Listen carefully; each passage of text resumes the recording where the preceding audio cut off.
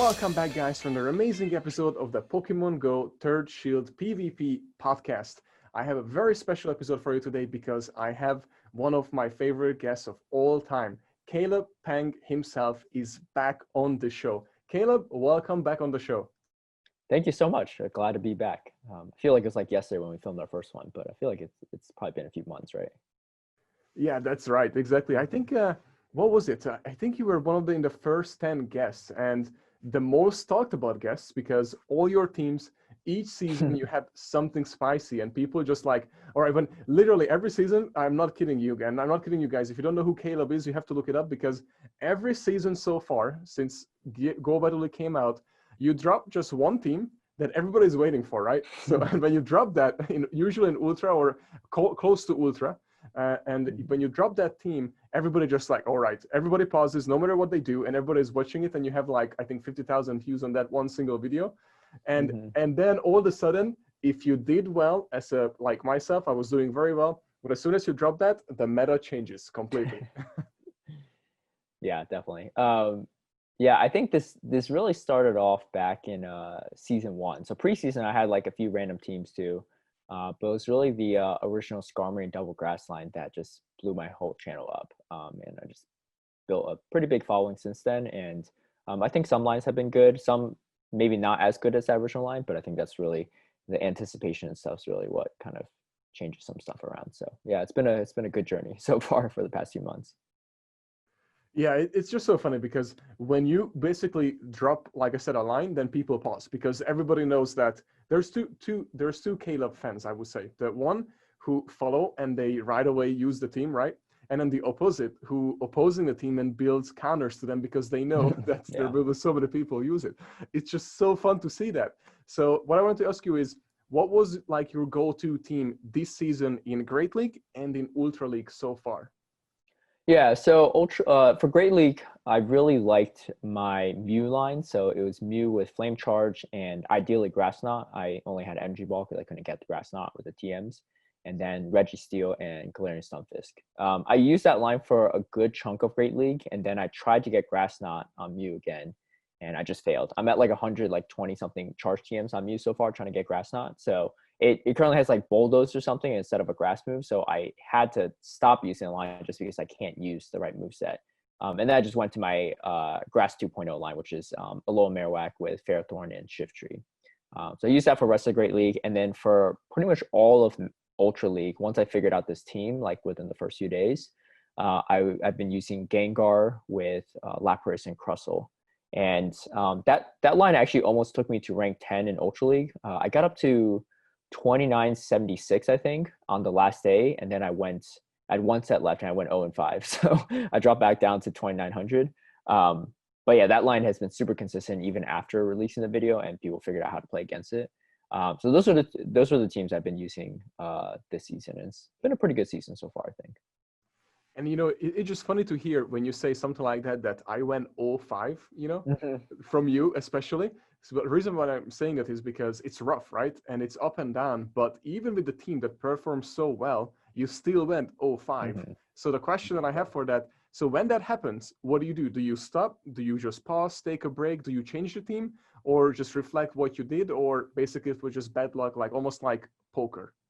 Yeah, honestly, the majority of the time I do go 0-5, it tends to be like close to my last set or so, and I think I'm just like tired late in the night and just not playing as well. Usually if I still have sets in those moments, I'll keep powering through, but if I go 0-5 early on in my set, I likely will probably do pretty badly in my next few. So sometimes it's good to just take a break if that happens to some people. GBL, like the point system just varies so much. Like I think one day I was on like the top 50 in the GBO leaderboard, and then one day I dropped like 200 something points and I was off the leaderboard. And the next day I was back on the first page because of like I just went 5-0 and 4-1 in a bunch of sets. So yeah, I would. It's not a great feeling, of course, but I would just tell people not to get too discouraged and just kind of regroup. A lot of times people will change their teams. I feel like that does more harm than good. If your team is balanced and it's built well, and you just had a bad day with it, I would say just stick through it. That's usually what I do. So my bad days are with the same teams I have on my good days, and sometimes you just don't have the great matchups, but it all usually evens out if you stick with the same team. That's good to hear because so many people, there's so many choices. So I just always love to hear when you say something like that, oh, just stick to the team as long as it's balanced, as long as you know it and all that, then you have bad days and good days. So that's very cool to hear. Now, what about Premier Cup slash Masters League? So I should have said Masters League, Premier Cup. Which do you have a preference? And what teams you are running, or what teams would you recommend for people for safety to run, for example? Right. Yeah. So I focused primarily on Premier for the last 2 seasons. Last season I kind of did half and half, but the first season Premier I focused pretty much on that because I was kind of bored of Master League. But we're on the third season Premier Master League at this point, and not much has changed in the meta, to be honest. More people might have Haxorus, but that's pretty much it. Just because like you have more time to grind for it. But yeah, preference-wise, I think Premier is still the most balanced because you don't have one super overpowered Pokemon. Like Dialga is so strong in Master League. Dragonite and Metagross are both fairly strong in Premier, but you have some pretty hard counters to it. So there's still play there. Whereas pretty much almost everything has a shield of Dialga in regular Master League. But I would say, if I'm going to be completely honest, it is getting a little stale for me too. For climbing rank purposes, I still think Premier is the best league to do it, just because the majority of players tend to go in Premier, at least towards the top of the leaderboard. And I think if you're trying to hit that rank 10, those are people you're going to eventually run into. So the smaller the difference between your elo, the more consistent your gains will be. But yeah, so that's pretty much how it is. I'm really hoping that there will be some type of shakeup in Master League sometime soon. So maybe they rebalance Megas or something and add those in, or some other thing. Because at the moment it is a little bit more repetitive, and changes in the meta is a little harder because there's only so many good Pokemons they can add that's better than everything else right there. Ultra League, Great League, with level differences, you could really change things up pretty often, but Master League it's a little bit harder to do that. Yeah, I agree with you there for sure. And then what if, well, actually, I should ask you this probably. How do you manage your Stardust? I know I asked you this the last time as well, but the reason why I bring it up is because now we are in like what, season 4, getting into almost 5, and people blowing through Stardust like crazy. Even PokeAK is like spending 10 million of his 20 million or whatever. So the question I wanted to have is that, do you spend most of your Stardust? Do you have a rule to keep X amount at any given time? Or do you have any like specific rule for Stardust management? Yeah, so with GBL around these days, I feel a lot more comfortable just spending it. Anytime there's like a new league, so like first time they had Master League Premier, or first time they had Ultra League Premier, or just when GBL came around, I didn't really have Ultra League or Master League Pokemon. So those were big spending sprees. But I like to see them as investments, because in the future, you're never going to have to make that Dragonite again, right? You're never going to have to make that Dialga again if you have like a good IV one, stuff like that. And so it tends to get easier as it goes along. But last season, like I was trying out all these new Master League Pokemon, so like added Mewtwo and Zekrom into my inventory. And so that burned through a lot of Stardust. Made a second Gyarados with Aqua Tail. So I think I posted a Twitter picture where I was down to, it was like 24 Stardust or something. It was just 2-4. So it's really low, but I was able to build it back up by just doing the GBL sets every day. And so that's been a huge help. So I think at the end of the day, like Stardust is meant to be spent. So I personally don't have any qualms with spending it. I think if you hoard onto millions of it and don't have a lot of Pokemon's powered up, like you can't raid as well, you can't GBL as well, stuff like that. So for me, I just spend it, and you can always get more by just going outside or just incensing from home. Speaking of spending it, so I made a huge mistake, 2 mistakes. One is I added a second move on the wrong Mewtwo, the Shadow Mewtwo. That's one. And then I didn't pay attention. And then second, when I was transferring my Articuno, I accidentally also gave a second move, because I clicked on transfer, but I misclicked it, and then it went on, and I just clicked on yes. And once it was too late, I realized it was. So that's 200,000 and 100 each of candies, which was pretty annoying and expensive. Yeah. Yeah, and I didn't have enough to fix the problem. Oh, dang. Yeah. Well, hopefully you build that storage back up. Yeah, I need to. Now, Candy, so I want to get back to Masters and Ultra. So what would you say to people who, let's say they are anything but level 38 and above. So they are anything but below level 38, because there are so many players who are under level 38 and they are trying to battle in Premier and Masters. Are there any hope for them? Let's say, because I was there 3 seasons ago when I was level 33, I was actually at 2,700 points when Masters hit, and I had nothing to do at 2,700 when I faced, and I was only Masters at that time. So I was facing Dialgas and all these things, and you know what I mean. So what I wanted to say is that, is there any hope? Should they sit it out, or do you have any tactics for them to maybe do? Yeah, I think it depends on what your rank is at. If you're like around rank 8 or higher or so, maybe even rank 7, it will definitely be kind of hard because most people will have maxed out Pokemon. And I think it depends on what your goals are, right? Like if you're trying to hit like rank 10 or something, or rank 9 or whatever, maybe it's not a bad idea to sit out. Well, for rank 9, actually, you could just keep playing because you just need to win a certain amount. If you're trying to hit rank 10, that might be a different story. But I think if you're there for the experience, it could be a unique little challenge, right? To play under-level Pokemon against other people, because you can definitely still win. Some people, like I've seen, play like a Alolan Raticate in Master League and actually beat someone because they locked in Giratina. So like stuff like that can happen, and you can learn certain skills from that. And there's still plenty of resources to be gained just from GBL alone. But if you're really, really trying to hit that rank 10 ranking and stuff, it might not be a bad idea to sit out from Master League and wait for the Great League to come back around. Plus we have Halloween Cup, Flying Cup. So there's a lot of cups that you can use to gain ELO later on. And if you're not rank 40 yet, or level 40, I would definitely recommend just going on like Reddit or Twitter and stuff when you see people like adding for friendship and XP and stuff, just add a bunch of people, because opening gifts is probably the fastest way to level up these days once you hit that ultra friends or best friends and stuff. So my guess is if you stay consistent with that, you'll be level 40 next time Master League comes around, and you have a much easier time. And then for people who, let's say, are able to actually battle, you would recommend Premier Cup, right? That's what you were saying? I would, for the purposes of gaining ELO, but I know a few friends that hit rank 10 because of Open Master League, and that's fine too. So I guess it depends on preference, but I think from my experience, at least, I've found matchmaking much easier in Premier. And then the meta is also a little bit more condensed. So that's good and bad, right? Because you can't really go too like anti-meta and use a bunch of spicy picks, but at the same time, it's a much easier meta to understand. So you'll learn kind of a lot of win conditions through repetition of the same Pokemon. Do you think there is any spicy picks for Premier right now that nobody is using, and it might be too much of a risk and expensive maybe to use it, but it's something that might do well because nobody ever heard of it or used it? Anything in mind? Yeah, it's kind of tough these days because so many people are like playing the game that like I'm sure people have thought about almost most things at this point. But I was talking to House Stark about this last night, and with Shadow Growlithe in the mix now, you could potentially use a Shadow Arcanine in Open Premier, and it's got really great matchups against stuff like Metagross. But it's definitely very glassy and stuff, and if you get a Dragonite locked into a Gyarados, it could be over.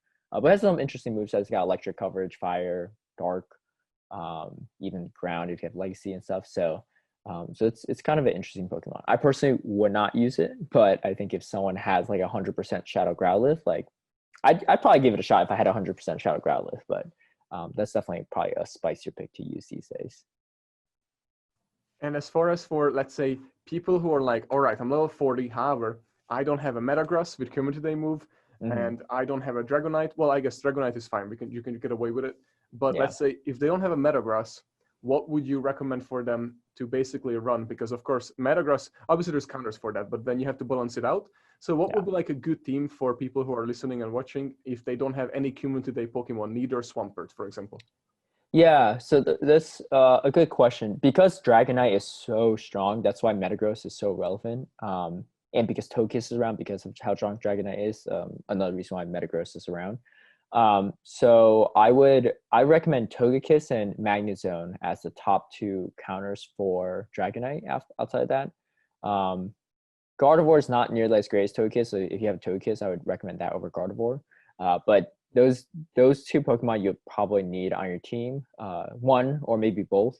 You can always run with one and maybe throw in Dragonite as well, just some soft coverage.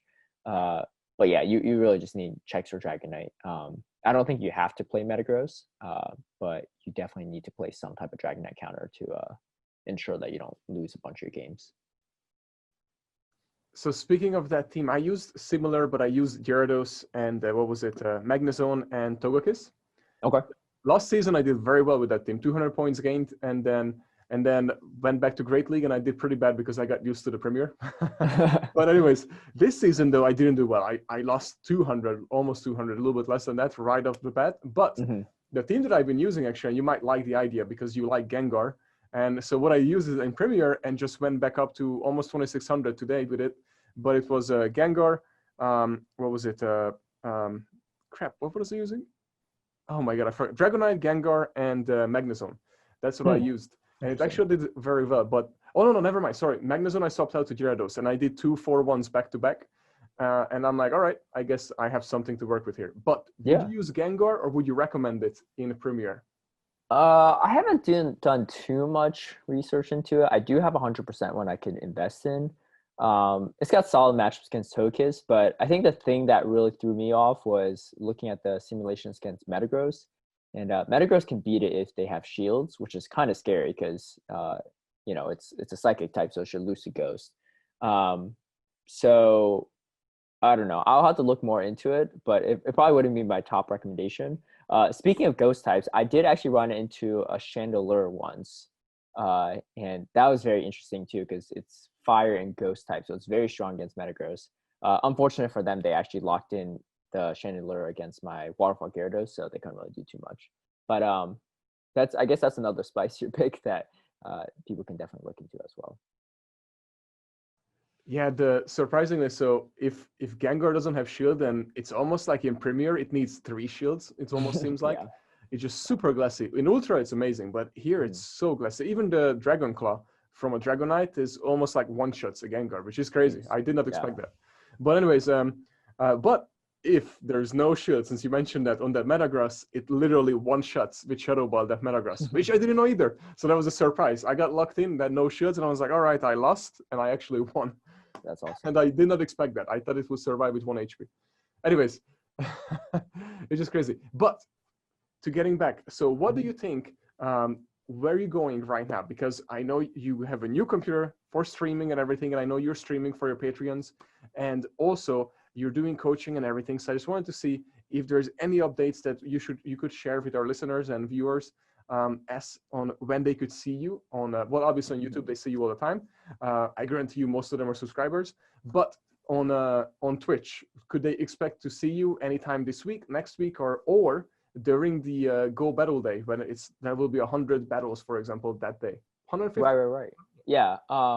Yeah, it's a lot. I can't remember the exact amount. Yeah, so I recently hopped on Twitch. It's been about a week and a half, almost 2 weeks now, and it's been great. I mean, it's really fun to interact with people on chat and stuff. I just stream some like Among Us with some friends from time to time, but for the most part, I stream Pokemon Go live coaching sessions with my top tier patrons, usually 2 or 3 times a week. So the schedule kind of varies. I would recommend going to my Twitch channel to check because I update the schedule with my Pokemon Go streams every week to make sure that everything's up to date so people know when to expect it. Yeah, so for this week, I actually have a coaching session this upcoming Thursday at, I believe it's 8 p.m. Eastern. And then I have another one this upcoming Saturday at 8 p.m. too. So usually I coach my patrons, but this Saturday, I'm actually collaborating with my friend CCO for a coaching session just because we're good friends and he just wanted to see what the experience was like. So he's going to hop on. He's also a streamer as well. But yeah, so that's pretty much the current schedule for my content at the moment. I usually stream my own matches for my patrons only because a lot of the content, a lot of the equipment I have is really funded by them. So I kind of want to give them that exclusive access. But down the road, maybe I'll do some of my own stuff on the Twitch channel as well. So yeah, so it's been interesting because I think the last time we chatted, it was when I first started my Patreon and first started getting patrons. So it's definitely grown a lot since then. And I think the eventual plan is to continue growing it a little bit. and I might eventually cut back on some of my actual work duties, and then potentially go full-time content creation. But we'll see how that goes. If that's the case, I can expand my coaching sessions, expand my patrons, slots, and all that stuff. So, so exciting times moving forward for sure. I'm super happy to hear that, because by you pushing forward, more people, first of all, more people will love the game more, because A, you have entertaining content that they can learn from, and then B, you actually have them to be better at it, so they're gonna like it more, because if you're better at something, you're gonna like it more. It's very basic, right? Exactly. So, but I'm super happy, and I'm really hoping that once COVID a little bit, disappears a little bit more, then finally Pokemon Go gets back to work, and we'll have like these battle events and all these things live, and even Seal presumes. So that would be awesome. But this brought me to, again, the question that I cannot not ask, because this literally, like, I ask every single time, is, and we talked about it the last time, is esports, of course. So so the question, it will be amazing for you, by the way, if esports would take off, not only because you're one of the top contenders in the game, but because you're also coaching and you can create the top contenders, and then all of a sudden your work disappears and your new work as Pokemon Go player would come up. So the question is, obviously, well, the question, let's just go with it. So would you like Pokemon Go to become esports, and do you think it will become an esports? Any thoughts on it since we last talked?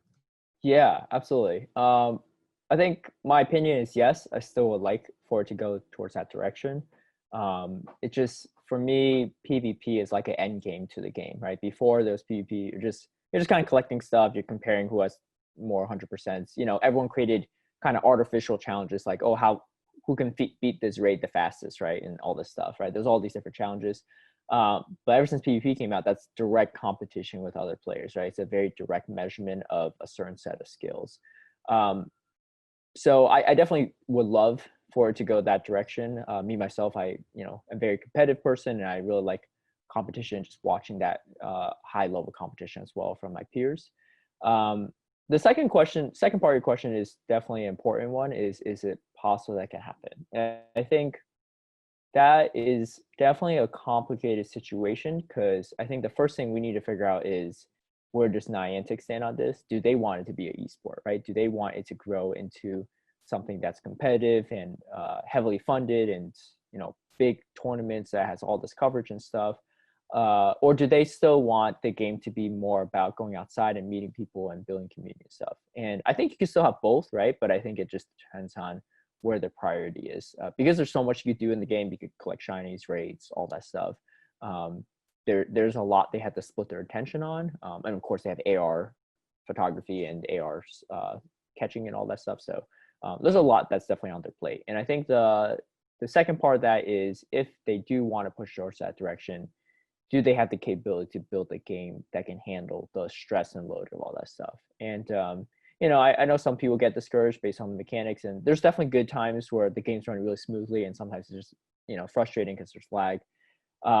So I do hope that they are able to work out some of those issues. Of course, with so many people playing, you're bound to have some of those issues. I don't know if you saw this, but recently, I think it was like a few days ago, Ninja, the top streamer on all of Twitch, heavy into a lot of esports, tweeted out that he was playing Pokemon Go Ultra League, right? Doing PvP and stuff, and was really liking it.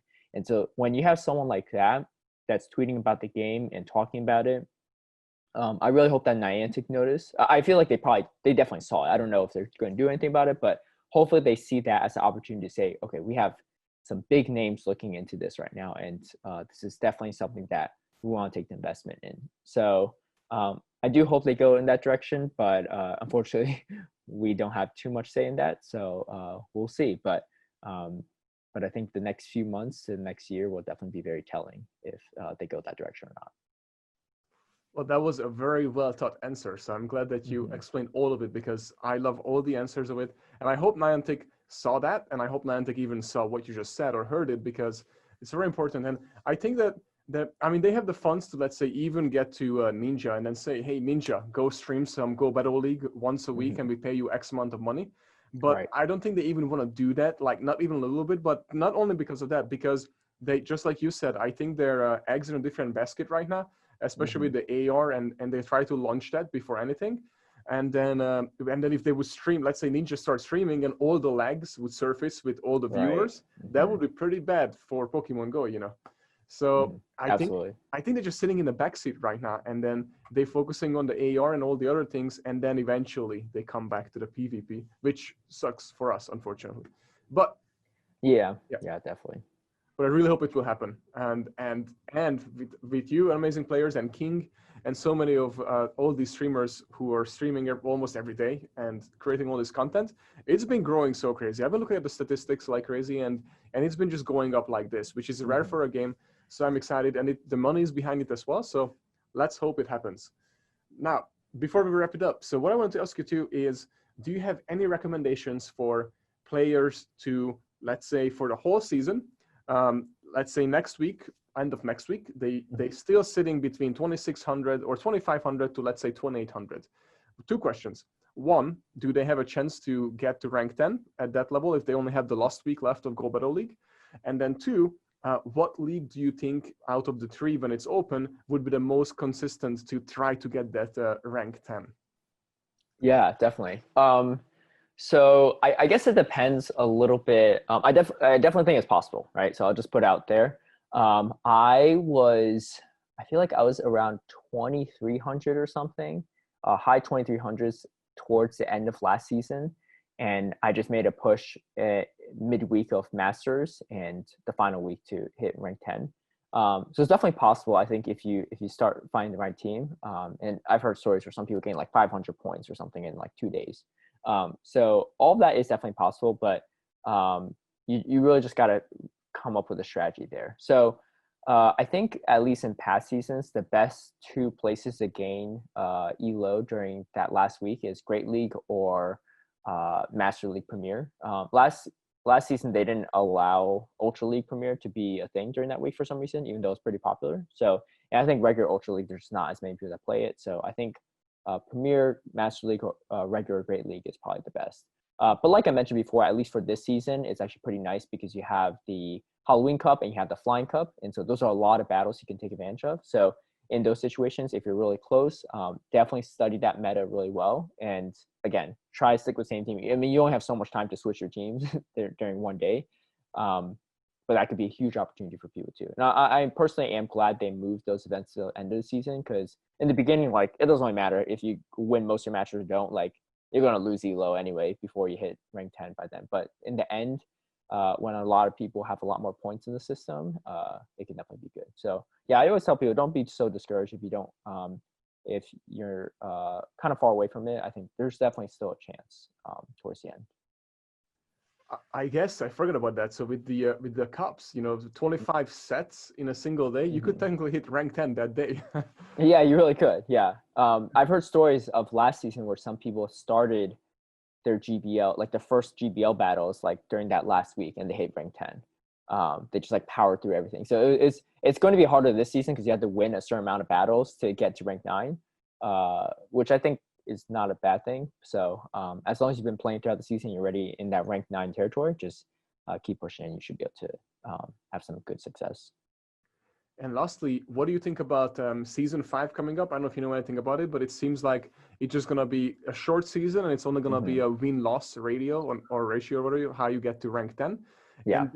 And then I want to know if you know anything, any rumors, read anything whatsoever. But for season 6, all I know is like 2 sentences that I read like a month ago, which said that hope you guys are ready for season 6 because we have something special and we need the extra time, which is season 5.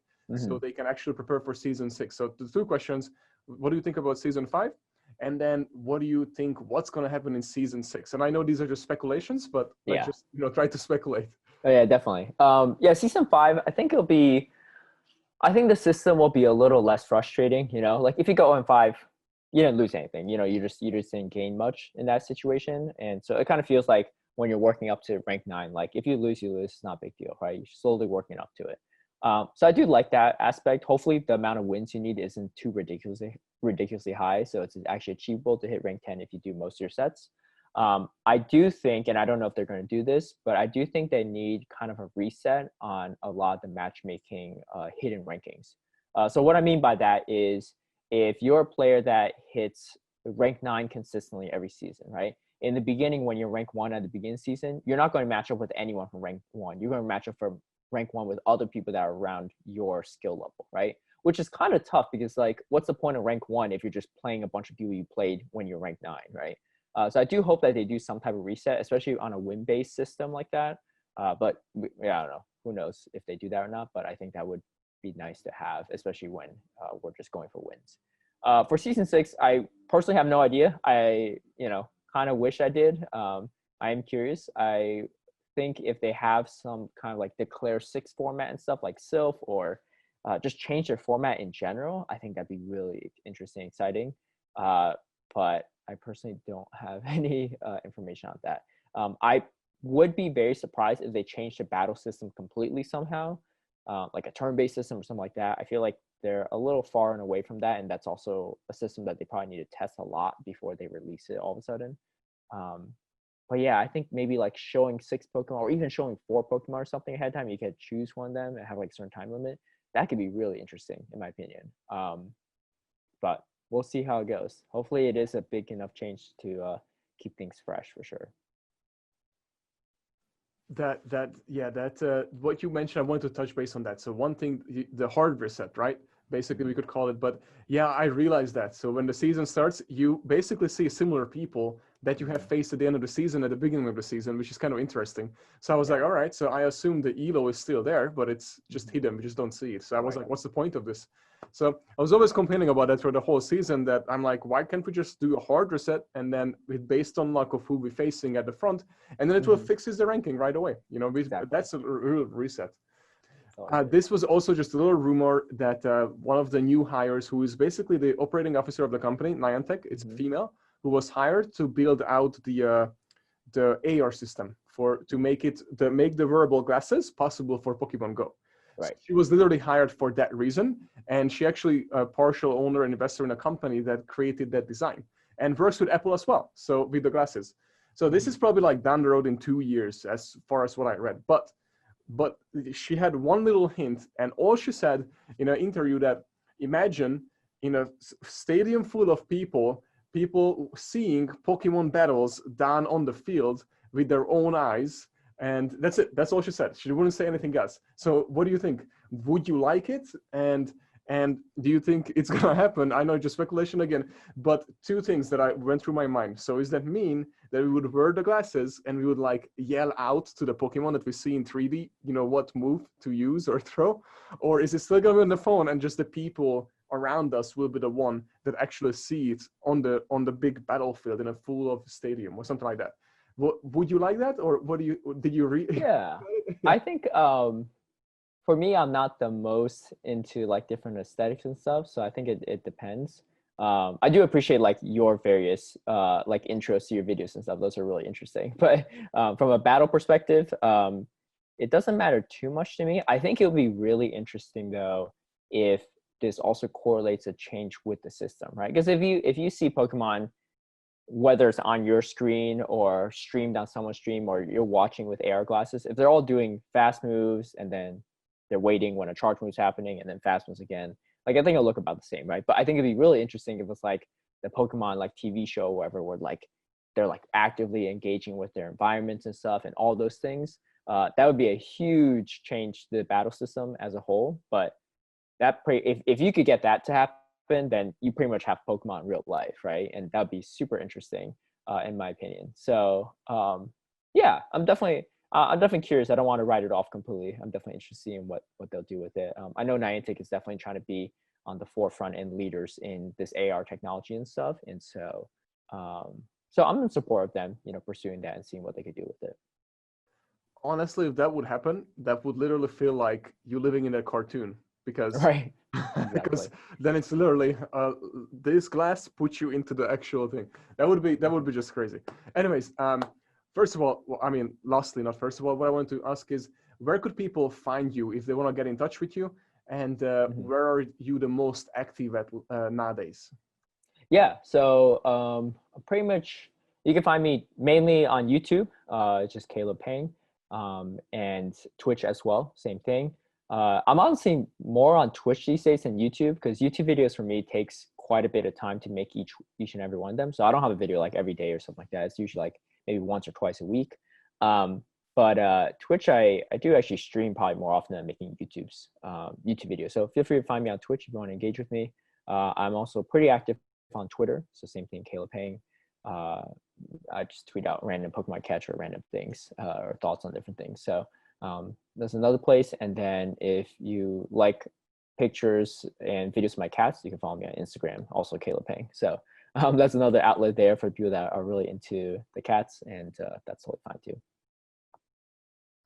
Well, thank you for letting us know. I will definitely link it in below. So guys, make sure to check out Peng. If you're watching, you can listen. If you listen, you can watch. Everything will be linked in below. And then one more thing before we wrap this up, is there any recommendation or anything that you might think you missed out, or just anything you want to say to the PvP community? Basically, anything that you may be on your mind, anything, last words. Yeah, I do have, I have one thing of advice, and I think I once in a while get DMs from people feeling frustrated with the game, not because like lag or anything like that, like they're just not doing as well. And for me, this is why I try to state it as often as possible. Like I go 0-5 all time, or 1-4 and stuff. If you look at my win-loss percentage, it's probably pretty similar to a lot of people's. I can see how like someone watching my YouTube videos might think I'm winning all the time, but I'm showing ways to win, right? And so of course I'm not going to highlight all my losses in that. But I think, anytime you have a bad day and stuff, like I definitely recommend people not to get too discouraged, and always use those losses as a learning opportunity, whether you're trying to find out a better line and stuff, or just your gameplay needs some improvement stuff. Just, screen record and rewatch them if you want, or just reflect on the matches. I always tell people, are always like, how do you come up with these lines? Right? Like they don't usually work out right away. Especially in the early on season. If you see me ever on someone else's stream because they've matched me, I'm like losing all the time using really weird stuff. But it's really through those losses that you really have an opportunity to learn. And so I would say my recommendation is play to learn rather than play to win, right? If your motivating factor for winning is because you're afraid of losing, then you probably will feel a lot of negative emotions around it, and also you might not grow as much from the experience of the loss. So yeah, those are my words. No one likes to lose, I think, in this game, unless you're just trying to have fun and stuff, but with different stuff. But I would say those are my parting words. Well, those were amazing. That's what we need to be catchphrasing and share it to everybody in the community, because everybody, yeah, it's hard, but I almost feel like YouTube and Twitch. Twitch is more real, but on YouTube, on Instagram or Twitter, people can see almost can like just see like all the winnings, right? But they don't see all the hard works that you put in, or all the failed teams, because nobody would watch that. You know what I mean? On YouTube, if you post that, nobody would watch it. So you have to show what you actually accomplished, but I don't see the work behind it. But I just want to say thank you so much for doing all the hard work, because I know how hard it is, to do it. So, and I'm very appreciative to all your videos and all your teams, because I learned so much from it. And of course, thank you so much for coming on the podcast. Yeah, thank you so much for hosting again. I appreciate being on here, and it's great to see your channel and content grow too. Since the last time we talked too, I think you've grown a ton, and you have your own Twitch channel now too, and everything. So it's been definitely good to see. Yeah, thank you so much. I appreciate it. Learning from you. Appreciate it.